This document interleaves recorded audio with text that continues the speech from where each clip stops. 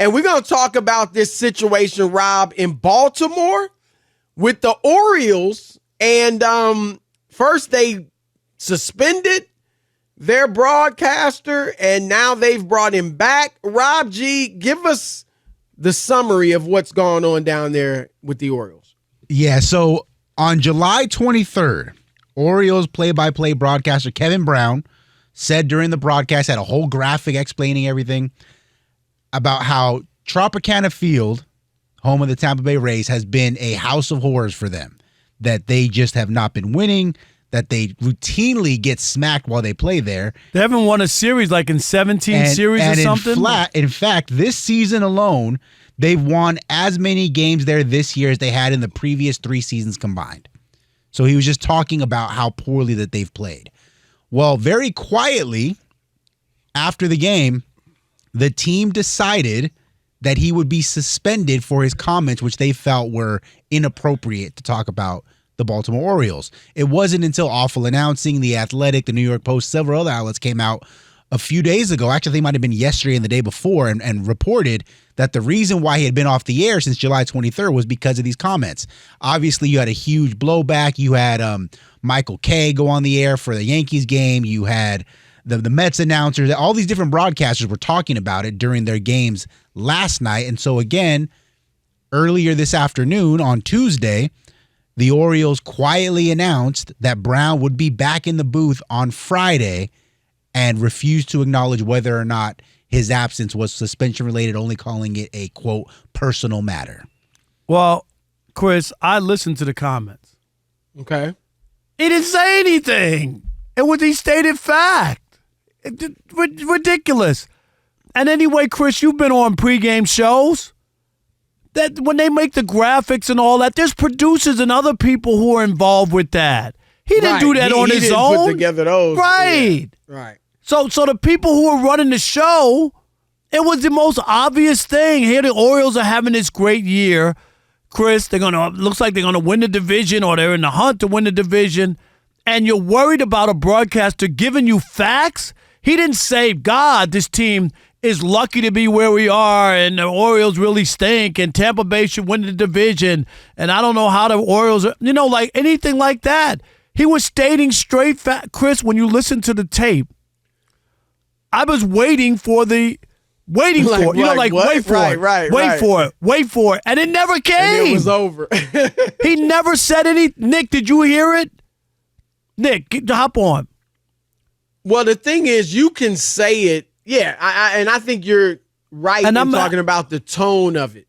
Because I want to see Nick, because Nick is just, you're a broadcaster. Yes. Did you listen to it? Because Chris, did you hear it or you didn't hear it? I didn't hear it. Just Nick, did you hear anything? No. I mean, this is very typical things to say as a broad. I do a fair amount of play-by-play work myself. This is very much, you're providing context to what's going on in past years and current years. And I think the key sticking point, you brought it up here, Rob, is that you had the graphics going with it. So this wasn't Kevin Brown on his own. Literally, it was there in the graphic. Chris, this was pre-produced. He didn't go rogue. It was in the team's game notes as well. So I don't know why he is the fall guy for something that came across several people's desks and was put into the program. No doubt. Nick, thank you. Chris, it makes no sense. As I said, you did the NBA pregame show. When something's brought up in a meeting and they make graphics, that means that the producer's on board, everybody's on board. Right. And now, look, you can tell them, hey, let's do a graphic of this or that. But sometimes they may put it together on their own, or sometimes you may do it. But the bottom line is, look, if we're on a debate show, whether it's the Odd Couple or it's First Things First or Undisputed with Skip Bayless, whatever it might be, we might say it in a way that a team might not like. But if you're saying that the broadcaster essentially just pointed it out, hey, when they go to Baltimore, they struggle. They haven't won there and blah, blah, blah. Like, it's not like he went on there and said they're hot garbage when they play in Baltimore. And that's ridiculous. And good for all the broadcasters that called them out and they got him back on the air.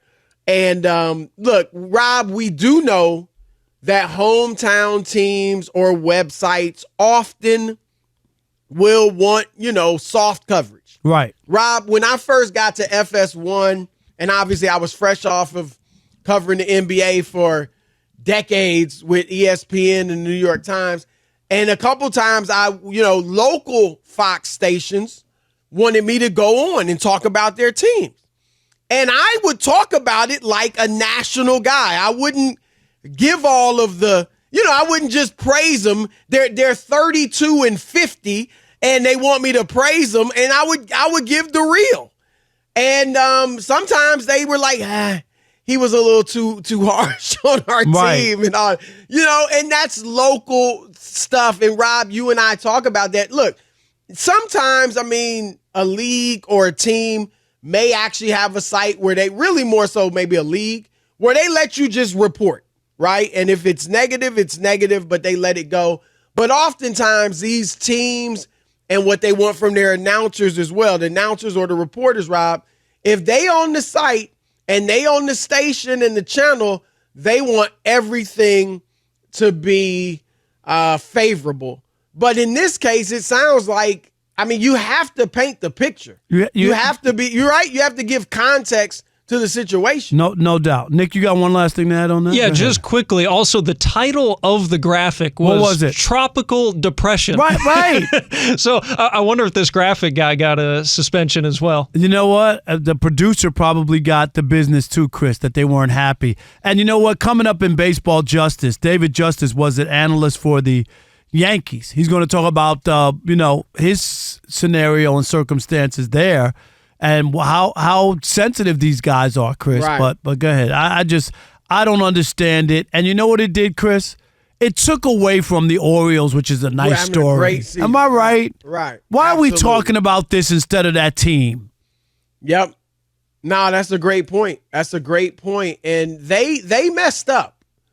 That's all there is to it. Because as you said, we should be talking about the Orioles, how they're having this great season, and instead they got egg on their face. Right. They look like they're petty and right. that they like they look like, you know what? They look like a team that's not used to winning. Right. Because the way they're handling this. And they aren't, obviously. But this just makes you look Bush League. And Rob, I know it was a long time ago. The Orioles used to be a really good franchise. Yep.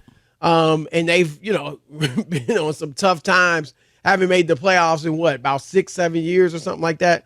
But this just makes you look Bush League. Gosh, what did he look? Even if they had been critical, do you really need to take them off the air? No. You know what? Even if they were like, man, we don't play our best baseball there. Right. We got to get it together. So you got to take them off the air? You could have had a conversation with them. This isn't like, you remember the Oakland A's announcer where he used the N-word or something? Those are the guys you take off the air. Like that. Like you can't have that kind of a slip up. You know what I mean? And you're, as a broadcaster. What's happened to him? Do you have any idea? Look, probably. I know he's off the air. Yeah, no, nothing. It'll be hard for him to get another job just because, Chris, you know that you're a broadcaster. Certain things you can't say. That was just hard to. Yeah, you can't bounce back from that. Yeah, how'd you get that? How'd that come out of your mouth? Yeah, right. No, that come on. And you know what? And we talked about it before, like Charles Barkley. I've watched inside the NBA when he said, "Oh, this is unwatchable. The NBA is unwatchable." Right. Well, that's a good example. You know what I mean? They'll let him say what he wants. Charles gets to say whatever he wants, and that's what makes him so special. And most people can't do that. You're on there, Chris, for the network. You know what I mean? You're working and you're representing the league. You just can't go ham on these on the league every chance you get.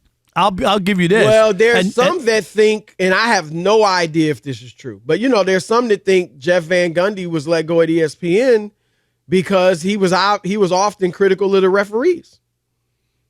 And so I don't know if that's the case, but some think that. But Chris and I can tell you, and I worked at ESPN for 8 years, FS1 for 5, and now MLB. I've never had anybody come up to me and say, "Don't say this," or, you know what I mean? Like, have you been in any meetings like that? I have had a couple of, like I mentioned the one earlier. there were a couple times at ESPN when, really once that I remember, interestingly, Rob, it was rare that you taped anything. Most of 99.999% of the time it was live. But there was one time where I said something. It wasn't I don't want to say what it was. It wasn't bad. Right. But it had a racial element to it. And can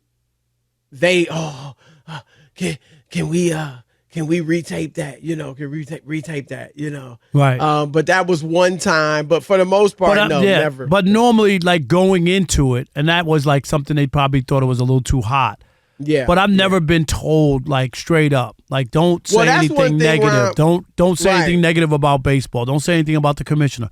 Like I've never heard that at MLB Network. Like, and with the debate shows, TV or radio, mainly TV, people often think, Rob, that, one side, we're making up stuff.